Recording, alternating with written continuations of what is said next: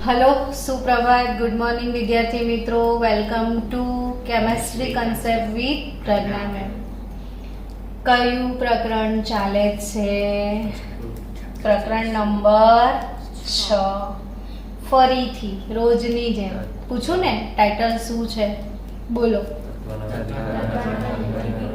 તત્વોના અલગીકરણના સિદ્ધાંતો અને પ્રક્રમો આ પ્રકરણમાં તમે ઘણું બધું શીખી ગયા નહીં આવડી ગયું ને સરસ કે નથી આવડતું સરસ મજાનું પ્રકરણ કેમ છે તો એ બોરિંગ નથી અને સ્કોરિંગ છે આપણો સ્લોગન શું છે આ ચેપ્ટર માટે બિલકુલ બોરિંગ નથી પણ કેવું છે સ્કોરિંગ અને અત્યારે થિયરીનો પોર્શન જો વાંચીને મોડે થઈ જાય તો સ્કોર તમારો સુધરી જાય ને આ આપણા કેમિસ્ટ્રીના યુનિટ 2 માનું પ્રકરણ જ છે રસાયણ વિજ્ઞાનમાં યુનિટ 2 માં પ્રકરણ નંબર 6 7 8 અને 9 માર્કનો પ્રકરણ 9 નો સમાવેશ થાય છે ને આટલા જ પ્રકરણનું વેઇટેજ કેટલું છે બોર્ડમાં 28 માર્કનું તો અત્યારે આપણે રસાયણ વિજ્ઞાનમાં પ્રકરણ 9 પૂર્ણ કર્યું પ્રકરણ 8 કર્યું પ્રકરણ 6 કર્યું ઓલમોસ્ટ યુનિટ 2 માં હવે કયું પ્રકરણ બાકી રહ્યું છે 7મું એટલે 12મા ધોરણના વિદ્યાર્થીઓને ખ્યાલ આવી જવો જોઈએ કે લગભગ આપણે 28 માર્કના સ્કોર તરફ આગળ નીકળી ગયા છીએ તો આપણી કેટલી તૈયારી છે વિચારજો શાંતિથી તો આ ચેપ્ટર 1-2 દિવસમાં પૂર્ણ થશે એટલે તરત જ તમારો ટેસ્ટ આવે છે પાછળ ને ટેસ્ટ 50 માર્કનો રાખીશું અને એ 50 માર્કના ટેસ્ટ પછી તરત 100 માર્કનો ટેસ્ટ પ્રકરણ 6 8 અને 9 નો તો આ બે ટેસ્ટ પર્ટિક્યુલર એક સ્ટુડન્ટને બોલાવીને ઓફલાઈન જ લઈશ ચલો પ્રકરણ 6 આજે એક સરસ મજાનો ટોપિક છે એમાં છે ટોપિક 6.4 એ શીખવાનો છે 6.4 ટોપિક ટેક્સ્ટ બુક હોય તમારા પાસે તો ખોલો બધા જ ટેક્સ્ટ બુક ખુલ્લી રાખજો આજે ધાતુ કર્મ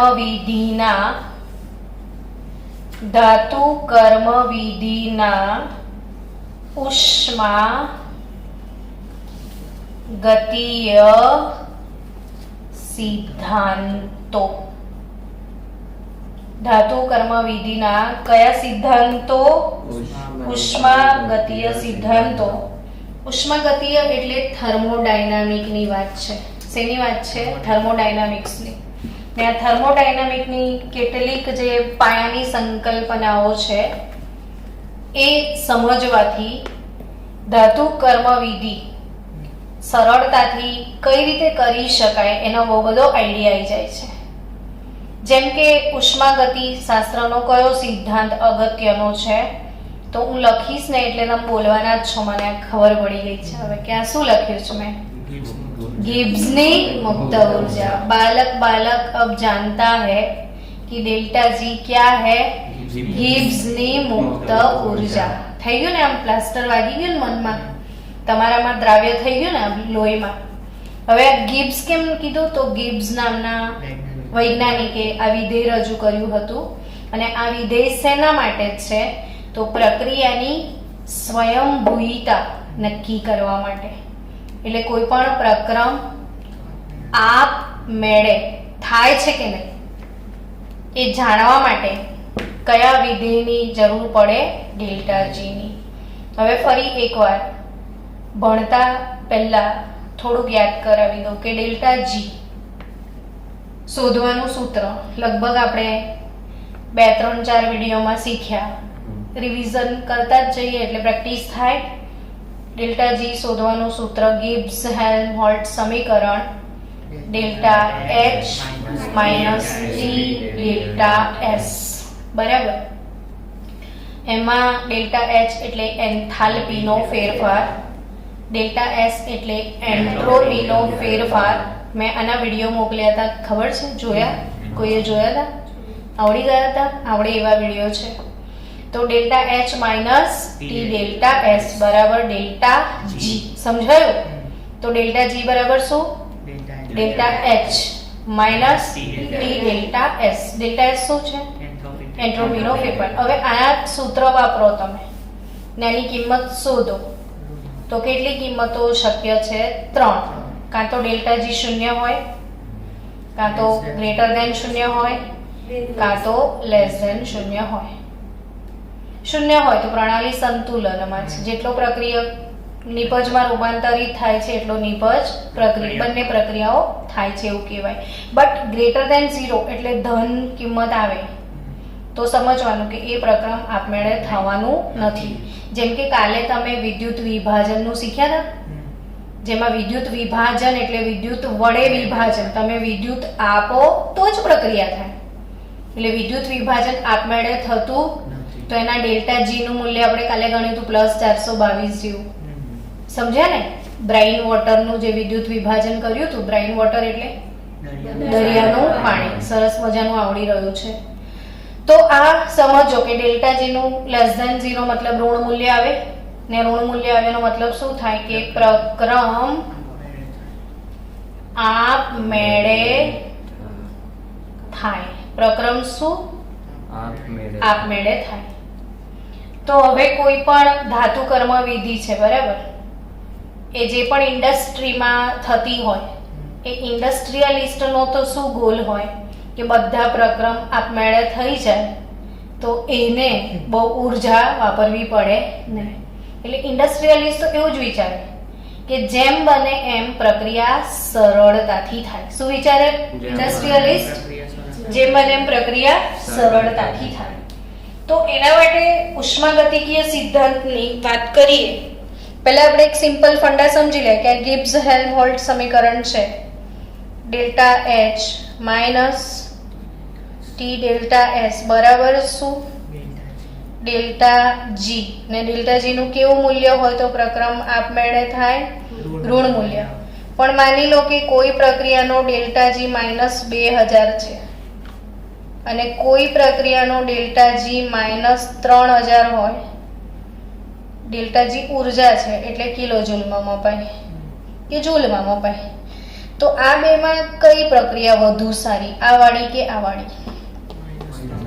હા, એટલે તમે આન્સર આપ્યો મતલબ તમારો ફંડા ક્લિયર છે કે જેમ ડેલ્ટા જી નું મૂલ્ય વધુ ઋણ થાય. મેં એક એમસીક્યુ પણ કરાયો તો યાદ આવ્યો તમને? વધુ ઋણ થાય તેમ પ્રક્રમ આપમેળે થાય. સમજી ગયા? જેમ ડેલ્ટા જી નું મૂલ્ય વધુ ઋણ થાય એમ પ્રક્રમ આપમેળે થાય. એટલે ઇન્ડસ્ટ્રીમાં એ લોકો શું વિચારે કે ડેલ્ટા એસ નું મૂલ્ય એટલે એન્ટ્રોપી નું મૂલ્ય જો ધન હોય તો ટી ડેલ્ટા એસ નું મૂલ્ય ઋણ થઈ જાય. પણ માની લો કે એન્ટ્રોપી નું મૂલ્ય ઋણ હોય તો ઋણ અને ઋણ કેવું થઈ જાય? ધન. તો ડેલ્ટા જી નું મૂલ્ય પછી જલ્દી ઋણ થશે નહીં.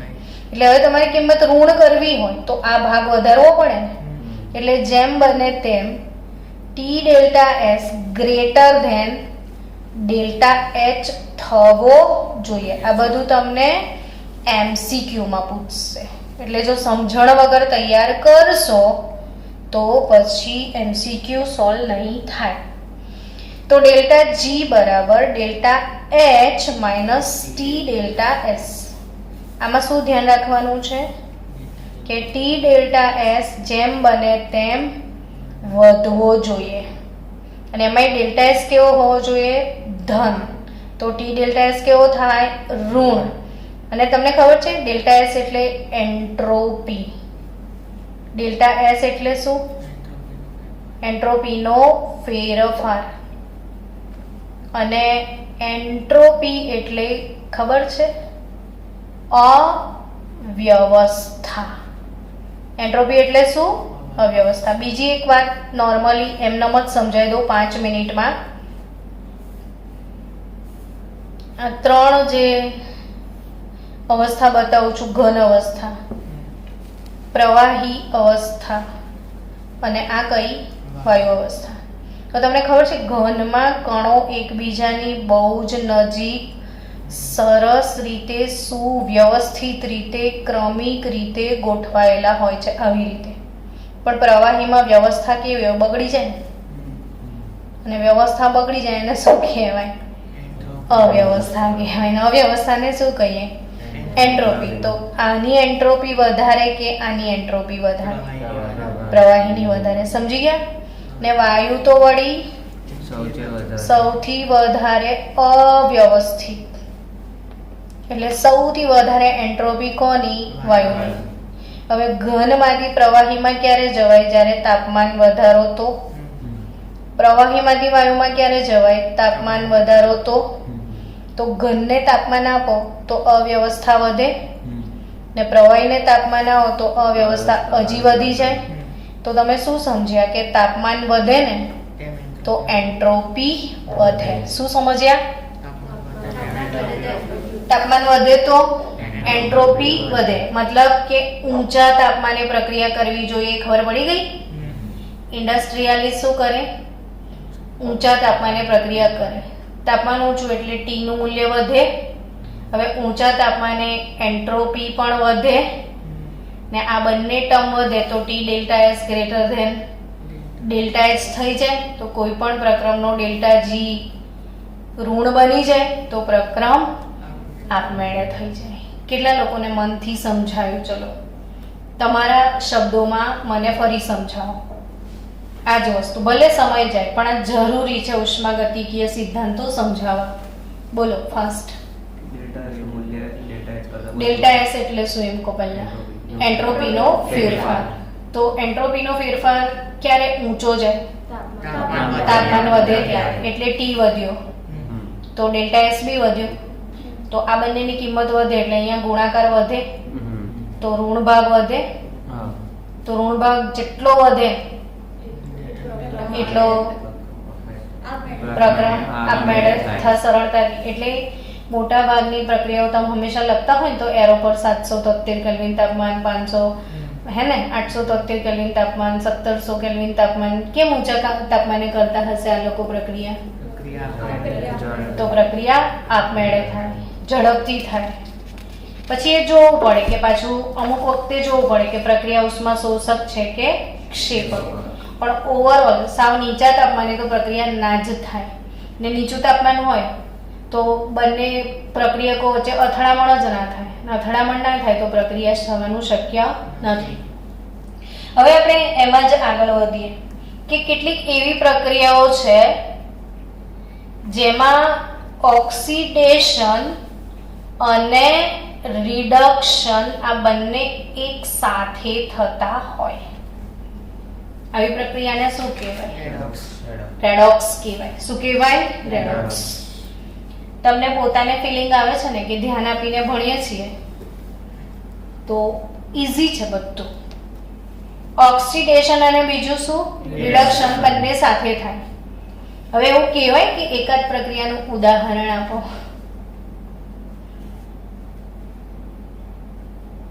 पार्थ, हेलो मीटिंग वाले बच्चों, आप बोलो नहीं तो ये बोलोगी कि मैडम तो हमको याद ही नहीं करते हैं. जल्दी एनीवन ऑक्सिडेशन रिडक्शन નું એક ઉદાહરણ આપો રેડોક્સ નું, જે આપણે હમણાં સુધીમાં ધાતુ કર્મ વિધિમાં ભણ્યા છીએ. ભાઈ કોઈ પણ નો ઓક્સાઇડ જે છે એ ઓક્સાઇડ માંથી ઝિંક ને દૂર કરવો હોય, મતલબ ઝિંક નું અલગીકરણ કરવું હોય ને જો એમાં કોક ઉમેરીએ તો ઝિંક પ્લસ CO આવું કંઈક બનતું હતું કે નહીં? હે ને? તો આમાં આ ઓક્સાઇડ નું રિડક્શન થતું હતું. ઓક્સાઇડ નું રિડક્શન થતું. કોના વડે? રિડક્શન કરતા વડે. ને રિડક્શન કરતાનું પોતાનું ઓક્સિડેશન થયું છે. એટલે કાર્બન નું ઓક્સિડેશન થયું છે ને ઝિંક ઓક્સાઇડ નું રિડક્શન થયું છે. ને આ પ્રક્રિયાઓમાં ઓક્સિડેશન રિડક્શન બંને સાથે થઈ રહી છે. તો આવી પ્રક્રિયાઓ માટે ખાસ કરીને શું જોવાનું હોય છે એ સમજાવીએ કે આમાં કાર્બન જે છે એ કયો કર્તા છે? રિડક્શન કર્તા. ને રિડક્શન કર્તાનો જે ફાળો છે એ શું છે કે રિડક્શન કર્તાને શું કાર્ય કરવાનું છે? તો કે પ્રક્રિયા માટે ડેલ્ટા જી નું મૂલ્ય બને તેટલું ઋણ કરવું. રિડક્શન કર્તાનું કાર્ય શું? જેટલું વધુ ઋણ કરી શકે. શું કીધું મેં? જેટલું વધારે ઋણ કરે એટલું પ્રક્રમ આપમેળે થાય. ચલો પાછું સમજીએ. ઓક્સિડેશન રિડક્શન નું એક ઉદાહરણ આપો એમ કીધું તો તમે લોકો હલવાઈ ગયા હતા. આવડી ગયું ને હવે? કે ધાતુ કર્મ વિધિ ચેપ્ટરમાં દરેક ઇન્ડસ્ટ્રીમાં આ તો કરવું જ પડે ને. તો એમાં આ ઓક્સિડેશન રિડક્શનમાં રિડક્શન કરતાનું કાર્ય શું? ડેલ્ટા જી નું મૂલ્ય ઋણ બનાવવાનું કાર્ય હોય. હવે સમજો આ વસ્તુને, ઝીણી ઝીણી વાતો જ સમજો કે ઝિંક ઓક્સાઇડ જે છે, ઝિંક ઓક્સાઇડ એનો ડેલ્ટા જી અને આ કાર્બનનો બી શું બન્યો? ઓક્સાઇડ. તમે આ પ્રક્રિયામાં જો કે ધાતુનો જે ઓક્સાઇડ હતો એમાં તમે રિડક્શન કરતા ઉમેર્યો તો રિડક્શન કરતાનો પોતાનો ઓક્સાઇડ બન્યો કે નહીં? શું કીધું મેં? રિડક્શન કરતાનો પોતાનો ઓક્સાઇડ બની ગયો. એટલે ટૂંકમાં ધાતુના ઓક્સાઇડમાંથી રિડક્શન કરતાનો ઓક્સાઇડ બન્યો. તો આનો બી ડેલ્ટા જી હશે. સમજાઈ રહ્યું છે? તો હવે આ બંનેમાંથી કોનો વધારે ઋણ હશે? તો ઓબ્વિયસલી સમજો કે જેનો વધારે ઋણ હોય એ પ્રક્રમ આપમેળે થાય. એટલે આનો મતલબ એવો થાય છે કે delta G not of CO અને delta G not of zinc oxide એમાં સીઓ નો વધુ ઋણ હોય ને જેનો વધારે ઋણ હોય એ ઓક્સાઇડ વધુ સ્થાયી હોય ને જેનો ઓછો ઋણ હોય એ ઓક્સાઇડ ઓછો સ્થાયી હોય. ને મને એવું લાગે છે કે તમને કમ્પ્લીટ ખબર પડી ગઈ. તો દેખો આ ઓક્સાઇડ હતો, આમાં તમે સી ઉમેર્યો તો આ પ્રક્રિયાની ટેન્ડન્સી એવી હતી કે આપણે વધુ સ્થાયી વસ્તુ બનાવી. એટલે આ ઓછો સ્થાયી તૂટી ગયો ને વધુ સ્થાયી ઓક્સાઇડ બની ગયો. એટલે જનરલી આનો ફંડા શું હોય છે? ક્લિયર બધાને? કે ઓછા સ્થાયી ઓક્સાઇડમાંથી વધુ સ્થાયી ઓક્સાઇડ બનાવવો. બરાબર? એટલે જેનો ઓક્સાઇડ વધારે સ્થાયી હોય, સમજો, જેના ઓક્સાઇડ નું મૂલ્ય વધુ ઋણ હોય, જેના ઓક્સાઇડ નું મૂલ્ય શું હોય? વધુ ઋણ હોય, તે ઓછા ઋણનું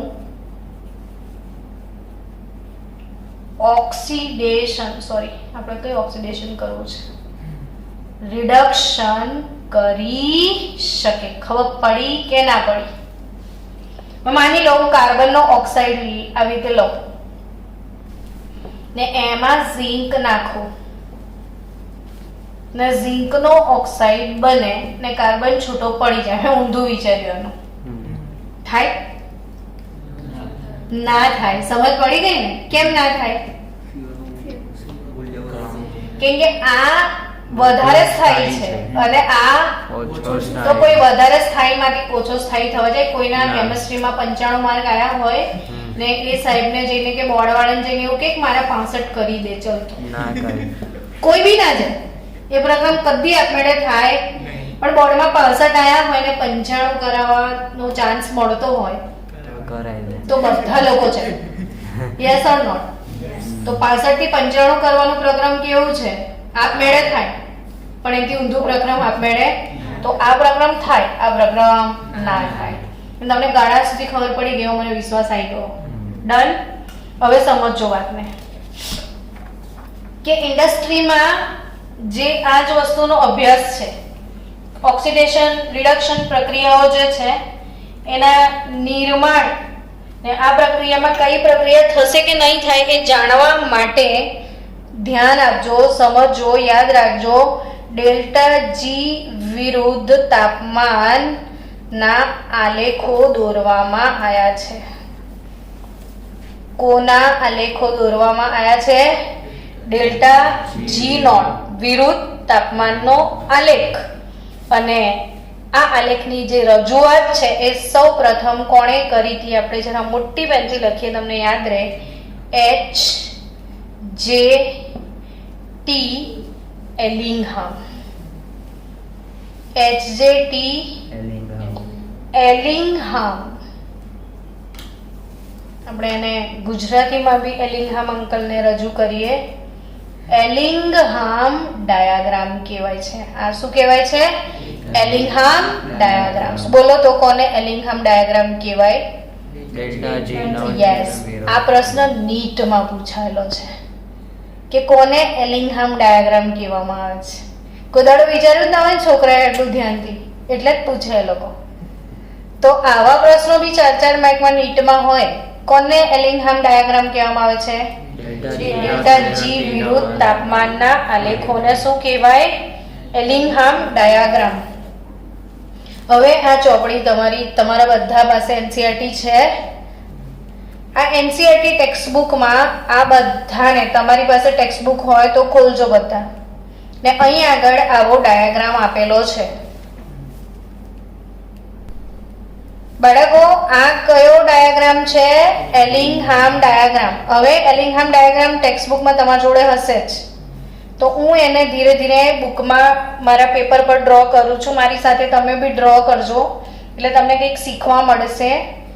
આ એલિંગહામ ડાયાગ્રામ બધા જ નોટબુકમાં ડ્રો કરજો, અને ડ્રો કરવાથી શીખવા મળશે. જ શીખેલું ફોગટ જતું નથી. ગીતામાં લખ્યું છે, કર્યા વગર કંઈ મળતું નથી ને કરેલું ફોગટ જતું નથી. ગીતાનો સિદ્ધાંત છે. હવે તાપમાનની વાત કરીએ તો અહીંયા 0 ડિગ્રી સેલ્સિયસ તાપમાન આપ્યું છે, ને 0 ડિગ્રી સેલ્સિયસ તાપમાનને બધા જ લોકો 273 કેલ્વિન કહે છે. તમે બી કહો છો આવું? કહેવું જ પડે નહીં? બધા કહે છે તો આપણે કેમ ના કહીએ? 0 ડિગ્રીથી પછી 400 ડિગ્રી સેલ્સિયસ તાપમાન આપ્યું છે, 800 ડિગ્રી સેલ્સિયસ તાપમાન આપ્યું છે, 1200 ડિગ્રી સેલ્સિયસ તાપમાન, 1600 ડિગ્રી સેલ્સિયસ તાપમાન. આવી રીતે તાપમાન આપ્યું છે, એટલે તમને દોડતા દોડતા ખબર તો પડી જ ગઈ કે આ ગ્રાફ શેનો છે. તાપમાન વિરુદ્ધ શેનો? ડેલ્ટા જી નો. ને અહીંયા ડેલ્ટા જી નું મૂલ્ય આપ્યું છે -1200. પછી ડેલ્ટા જી નું મૂલ્ય આપ્યું છે -1100. પછી શું હશે તો કોને બધાને ખબર નહીં કે 1000. પછી બોલો પછી શું? આવી રીતે પાર્ટ બનાવી દો તો 1000 પછી શું આવે? 900, 800, પછી 700, તો પછી 600, તો પછી 500. મને ને આપણે બી લખવાનું બકા, મેં એમ નહીં લખતા. તો મેં લખું છું તો તું કેમ નહીં? -200 પછી શું આવે?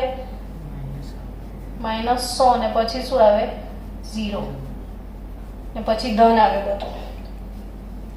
અને આપણે ડેલ્ટા જી ના તો ઋણ મૂલ્ય જોડે જ લેવા દેવા છે ને, એટલે 0 થી નીચેનો ગાળો આવ્યો. હવે આ ગ્રાફ સમજીશું આપણે. સૌથી નીચે કોનો ગ્રાફ છે? જો તો મેગ્નેશિયમનો ગ્રાફ છે. સૌથી નીચે કોના ઓક્સાઇડનો ગ્રાફ છે? મેગ્નેશિયમના ઓક્સાઇડનો. એટલે મેગ્નેશિયમના ઓક્સાઇડનો ગ્રાફ શરૂ થાય છે 1100 થી. એલ્યુમિનિયમનો ગ્રાફ છે 1100 ને 1000 ની વચ્ચે, અને એ ગ્રાફ આમ સીધો સીધો સીધો જાય છે. સમજાયું? આ કોનો ગ્રાફ છે? Aluminium plus O2 gives 2/3 Al2O3. ટૂંકમાં આ ગ્રાફ તાપમાન સાથે કયા ઓક્સાઇડનો ડેલ્ટા G બતાવે છે? Al2O3 નું. ચલો સમજાઈ ગયું. હવે આ Al2O3 છે તો એના જસ્ટ પેરેલલ નીચે જો તમારી બુકમાં ને આવી રીતે ક્રોસ થાય છે. જો મેગ્નેશિયમના ઓક્સાઇડનો ગ્રાફ છે. 2 + MgO2 gives 2 MgO. હવે મારે તમને જે સમજાવવાનું છે બહુ જ મસ્ત સમજણ પડી જશે. આપણે ગ્રાફની એટલી વસ્તુ બધી સમજાઈએ. બાળકો આ બેમાંથી આ એલ્યુમિનિયમની કિંમત ને આ મેગ્નેશિયમ ઓક્સાઇડની કિંમત બરાબર કોની વધારે ઋણ છે? ચલ મને કહી દે. મેગ્નેશિયમની કે એલ્યુમિનિયમની? મેગ્નેશિયમની. તમે બહુ જ સીધું સાદું મેં આગળ એક વસ્તુ શીખાડેલી કે નીચેવાળાનો ઓક્સાઇડ પેલું તમને મેં શું શીખાડેલું કે વધુ સક્રિય ધાતુ ઓછી સક્રિય ધાતુને તેના દ્રાવણમાંથી મુક્ત કરી શકે. એમ અહીંયા શીખવાનું. નીચેવાળાનો ઓક્સાઇડ ઉપરવાળા ઓક્સાઇડનું રિડક્શન કરી શકે. બાકી બધું પતી ગયું. એક જ લાઈનમાં પતી ગયું. 2 કલાક સમજશો એને મેં એક જ લાઈનમાં રજૂ કરી નાખ્યું. શું યાદ રાખવાનું છે કે નીચેવાળો ઓક્સાઇડ, આપણે દેશી સ્ટાઇલ જવા દેજો, નીચેવાળો ઓક્સાઇડ ઉપરવાળાનું બરાબર, નીચેવાળી જે બી ધાતુ છે એ નીચેવાળા ઓક્સાઇડ ઉપરવાળા ઓક્સાઇડનું રિડક્શન કરી શકે. ડન. આટલું જ વસ્તુ યાદ રાખવાનું છે. હવે તમને કોઈ પૂછે એક્ઝામમાં કે Al2O3 નું રિડક્શન શું મેગ્નેશિયમ વડે થાય? આવો પ્રશ્ન પૂછે તો તમે શું જવાબ આપશો? તો તમારે ગ્રાફ જોવાનો. એમાં Al2O3 નો ઉપર છે ને ઓક્સાઇડ ઓછો થાય છે ને મેગ્નેશિયમનો ઓક્સાઇડ વધુ થાય છે. તો નીચેવાળાનો ઓક્સાઇડ વધારે થાય છે, ઉપરવાળાનો ઓછો. તો ઓબ્વિયસલી મેગ્નેશિયમ Al2O3 આમાં મેગ્નેશિયમ નાખીશું તો મેગ્નેશિયમનો ઓક્સાઇડ બનવાનો જ છે ને? નહીં બને? હા કે ના? બનશે જ, થશે. પણ તમારે કહી શકે કે અહીંયા ઊંધું છે પાછું. અહીંયા કોણ ઉપર જતું રહ્યું? Magnesium oxide. અહીંયા કોણ નીચે છે? એટલે તમે અહીંથી જોઈ શકો છો કે 1200 ડિગ્રી સેલ્સિયસ થી નીચેના તાપમાને થશે, પછીના તાપમાને નહીં થાય. એટલે ઇન્ડસ્ટ્રી વાળાને ખબર પડી ગઈ કે આના વડે થશે પણ તાપમાન કેટલું રાખવું પડશે? 1200 કેલ્વિન. હવે તમે જાણો છો કે એલ્યુમિનિયમનું તો ગલનબિંદુ જ 2000 કેલ્વિન થી ઉપર છે, એટલે એ લોકો એલ્યુમિનિયમનું આના વડે નહીં કરતા. સમજ્યા કે નહીં? થઈ તો શકે પણ પાછું શું નડે છે? ટેમ્પરેચરની રેન્જ. સમજાયું કે ના સમજાયું? આમ કહો યાર, દિલથી સમજ પડી એમ? હા એમ, એવું રાખો. આ એલિંગહામ ડાયાગ્રામ કમ્પ્લીટલી ક્લિયર બધાને? નીચેવાળો જે હોય ઓક્સાઇડ એનો મૂલ્ય વધુ ઋણ છે, વધુ જ થાય છે, જે ઉપરવાળાનું રિડક્શન કરી શકે છે. અને આ જોવાનું. હવે અહીંયાથી કેમ આ અજીબ થઈ ગયું? તો આ જે પોઈન્ટ પર ગ્રાફ સીધો જવાને બદલે સીધો ટર્નિંગ મારે ને એ જે તે ઓક્સાઇડનું ગલન બિંદુ હોય છે. એટલે આ તાપમાન જે હોય ને એ અહીંયાથી ટર્નિંગ કેમ આવી ગયો? તો આ શું આવી ગયું? એનું ગલન બિંદુ આવી ગયું. અને ગલન બિંદુ આવે ને ત્યારે વસ્તુ પીગળી જાય, એટલે ઘનમાંથી શું થઈ ગયું હશે? પ્રવાહી થઈ ગયો હશે. ને પ્રવાહી થઈ ગયો હશે એટલે એન્ટ્રોપીનો પ્રોબ્લેમ આવ્યો હશે. એન્ટ્રોપી વધી ગઈ અને એના લીધે આ ગ્રાફ પછી સરળ ઉપર જવા લાગ્યો છે. એટલે પ્રોબ્લેમ શું છે કે અહીંયા એન્ટ્રોપીનો ફરક આવી જાય છે. એટલે આ જે છે જ્યાંથી ટર્નિંગ પોઈન્ટ આવે છે બિંદુ શું બતાવે છે કે ત્યાં ઓક્સાઇડનું ગલન બિંદુ આવી ગયું છે. અહીંથી શું સમજવાનું છે? આ પોઈન્ટ પરથી 1200 કેલ્વિન તાપમાને આ બંને ક્રોસ થઈ ગયા. આ ગ્રાફ ઉપર જતો રહ્યો, આ નીચે. એટલે 1200 થી નીચે આવો તો આ નીચે છે, આ ઉપર છે. એટલે આમ કહી શકાય કે Al2O3 નું રિડક્શન મેગ્નેશિયમ વડે થાય ખરું, પરંતુ 1200 ડિગ્રી સેલ્સિયસ થી નીચા તાપમાને, એનાથી ઊંચા તાપમાને થશે નહીં. હવે એવું જ એલિંગહામ ડાયાગ્રામ છે. આગળ બીજા બધા ડાયાગ્રામ તમે દેખશો. આટલા પરથી તમને આઈડિયા આવી ગયો ને હવે કે તમને પ્રશ્ન પૂછે કે આ ઝિંક ઓક્સાઇડ છે, એના કાર્બન મોનોક્સાઇડ વડે રિડક્શન થશે કે નહીં. ચલો આપણે ડ્રો કરીએ જો તમને ના દેખાતું હોય તો.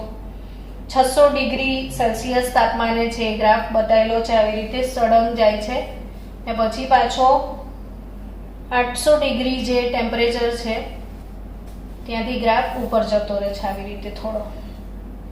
આ ગ્રાફ કોનો છે? ઝિંક ઓક્સાઇડનો ગ્રાફ છે અને 2 ઝિંક ઓક્સાઇડ બને છે, રાઈટ? Yes or not? જોર से बोलो और सारे बोलो. જશે થશે કે નહીં એમ કહો. અને 500 કેલ્વિન તાપમાને CO નો ઓક્સાઇડ નો ગ્રાફ આવો છે. 2CO plus O2 gives 2CO2. Carbon monoxide નો છે. જ્યારે કાર્બન નો ગ્રાફ કોક નો ગ્રાફ 300 ડિગ્રી સેલ્સિયસ અને લગભગ એ ગ્રાફ આમ નીચે તરફ આવે છે. આ કોનો છે? Carbon plus O2 gives CO2. સમજાયું? 2C plus O2 gives CO2 નો ગ્રાફ થયો. હવે સમજો કે ઝિંક ઓક્સાઇડ છે અને CO વાપરે, ઝિંક ઓક્સાઇડ છે અને C વાપરીએ તો બેમાં કયું સારું? ઝિંક ઓક્સાઇડ માટે કોક સારો કે કાર્બન મોનોક્સાઇડ સારો? તો ઓબ્વિયસ વસ્તુ છે કે ઝિંક નો ઓક્સાઇડ નીચે છે ને કાર્બન નો મોનોક્સાઇડ ઉપર છે. ઉપર વાળો નીચેનું રિડક્શન કરી શકે ખરો? એટલે આ તો થવાનું જ નથી. સમજાઈ ગયું? પણ કોક નું થશે તો કે કોક બી ઉપર જ છે, પણ એક તાપમાન પછી પાછો નીચે આયા પછી બી નીચે નીચે નીચે નીચે નીચે જ જઈ રહ્યો છે, એટલે બહુ જ સ્થાયી થતો જાય છે. એટલે થશે ખરું પણ એક ચોક્કસ તાપમાન પછી જ થશે. તો તમારી ટેક્સ્ટબુકમાં પરફેક્ટ જો તમે જોશો ને, આ બંનેનું ક્રોસ થવાનો તાપમાન કયો છે? 800. અમારે જરા ફિગરમાં આમ તેમ થયું છે, પણ આ તાપમાન જે છે એ કેટલો છે? 800 C. એટલે શું સમજ્યા કે અહીંયા આગળ C નીચે આવે તો થઈ જાય, તો કોક નું મૂલ્ય ક્યારે નીચે આવે છે? 800 ડિગ્રી સેલ્સિયસ તાપમાને કાર્બનના, અને પછી એન્ટ્રોપી પાછી સતત, મતલબ આનો ડેલ્ટા G સતત ડેલ્ટા G સતત જેમ જેમ તાપમાન વધે એમ એમ ઋણ થતો જાય છે. તો જેમ જેમ તાપમાન વધશે એમ એમ પ્રક્રિયાની મજા આવી જશે, વધુ સ્થાયી થતો જશે. સમજાયું? એટલે ઝિંક ઓક્સાઇડ માટે રિડક્શન કરતા તરીકે કોક વાપરી શકાય, પણ કેટલા તાપમાન પછી વાપરી શકાય? 800 પછી જ. અને આ બધું ઇન્ડસ્ટ્રીમાં આ એલિંગહામથી ખબર પડી ગઈ, એટલે પ્રક્રિયા કેવી થઈ ગઈ? બહુ જ સરળ. તો એલિંગહામ ડાયાગ્રામ તમને સમજાઈ ગયા હશે. આપણે આવતીકાલે હજી પણ એલિંગહામ ડાયાગ્રામને વધારે ડિટેલમાં સમજીશું. અને છેલ્લો ટોપિક જે બચ્યો છે કયો? ઉપયોગો. એ પૂરો કરી અને એક જ ટોપિક બચે છે આયરનનું નિષ્કર્ષણ. પછી તો કશું જ નથી ને બુકમાં. તો આયરન ને કોપરનું નિષ્કર્ષણ એટલે લગભગ આ વીકમાં તમારો ચેપ્ટર પતી જશે.